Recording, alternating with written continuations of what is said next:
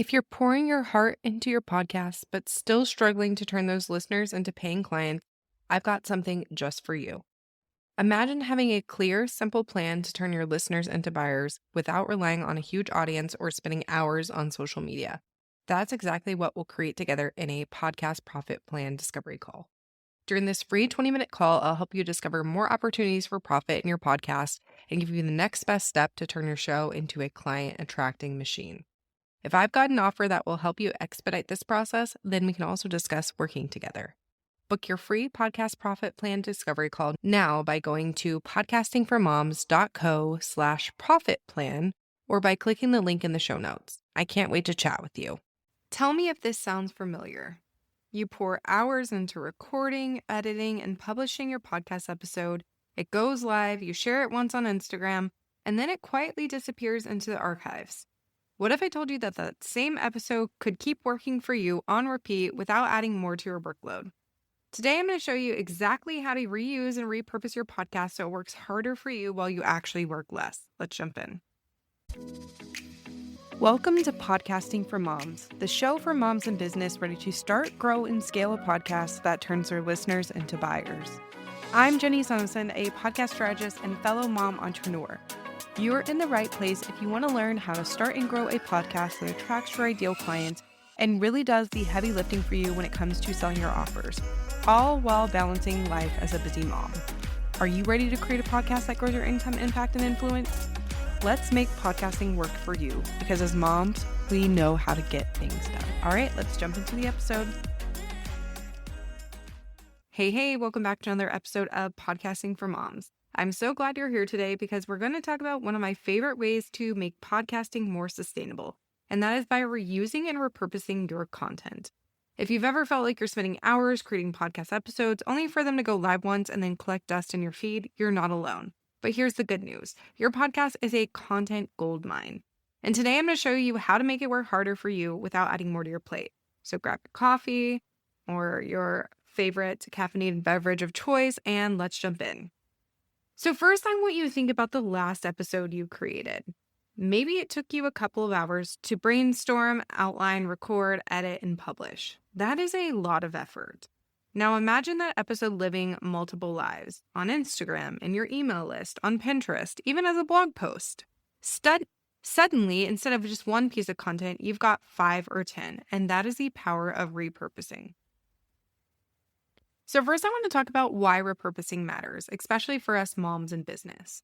We don't have unlimited time. Between school pickup, bedtime routines, and just running our businesses, our schedules are jam-packed. Repurposing allows you to maximize the impact of the work that you're already doing. Instead of constantly creating new content, you're stretching your podcast into multiple touch points that continue to grow your audience. I want you to think of it this way. Every episode you create is an asset. And just like any other business asset, you want to get the most return on it. Okay, so how do we actually repurpose? Let me give you some easy, actionable ideas.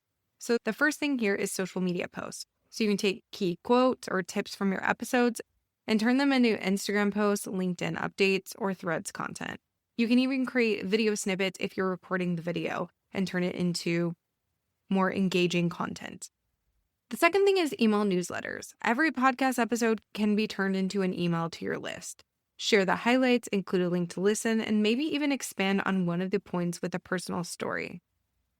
The third way to repurpose is blog posts. So repurposing your episodes into long-form blog content is a fantastic way to boost your search engine optimization, or SEO. A single podcast episode can easily become a keyword-rich blog post, bringing more people back to your website and podcast.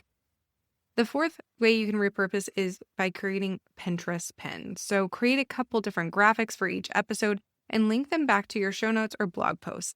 Pinterest is a great traffic driver that keeps working long after your episodes go live. And the last thing you do is repurpose into different freebies or guides. So some of your most popular episodes can be expanded on into a downloadable guide, checklist, or even a mini training. So for example, if you did an episode on podcast batching, that could turn into a batching guide with step-by-step instructions. So here is the biggest mindset shift that I want you to make here. So the biggest mindset shift I want you to make here is to stop thinking of your podcast episode as one and done. Instead, I want you to think of it as the core content that fuels everything else. Your podcast is the long form piece, and then everything else like social media posts, emails, freebies, flows from that. This approach not only saves time, but also keeps your messaging consistent across all platforms. So if you're thinking, Jenny, this all sounds great, but I don't have time to repurpose, I hear you. So let me share a few time-saving hacks. The first thing is to batch your repurposing. So after recording, spend 30 minutes pulling quotes, writing bullet points, and drafting one email. The second tip I have for you is to use templates. So create Canva templates for social media posts and pins. So all you have to do is plug in the new content. You're not creating new graphics from scratch every single episode. The third thing is to delegate when possible. This is a perfect task to hand off to a VA or team member if you have one. They can take your episode and run with it, freeing up your time. And then lastly, you can automate distribution. Use tools like Descript, Opus Clips, or Zapier to streamline some of the heavy lifting. So I wanted to give you a real life example. So say you record an episode about 5 ways to grow your podcast audience. That one episode can become a blog post with SEO-friendly keywords, 5 separate Instagram posts, 1 per tip, a carousel post summarizing all 5 tips, a newsletter highlighting the top 2 tips, and a quick reel or audiogram sharing your favorite tip. That is at least 10 pieces of content from just one podcast episode. So here's your homework for the week. Look at your most recent episode and find 3 ways to repurpose it. Start small. You don't have to do it all. But once you see how powerful it is, you'll never let your episodes sit idle again. If you loved today's episode, I'd be so grateful if you left a rating and review over on Apple Podcasts. And don't forget, you can connect with me over on Instagram at jenny.sunnison or by visiting podcastingformoms.co for more resources to help you launch, grow, and monetize your podcast.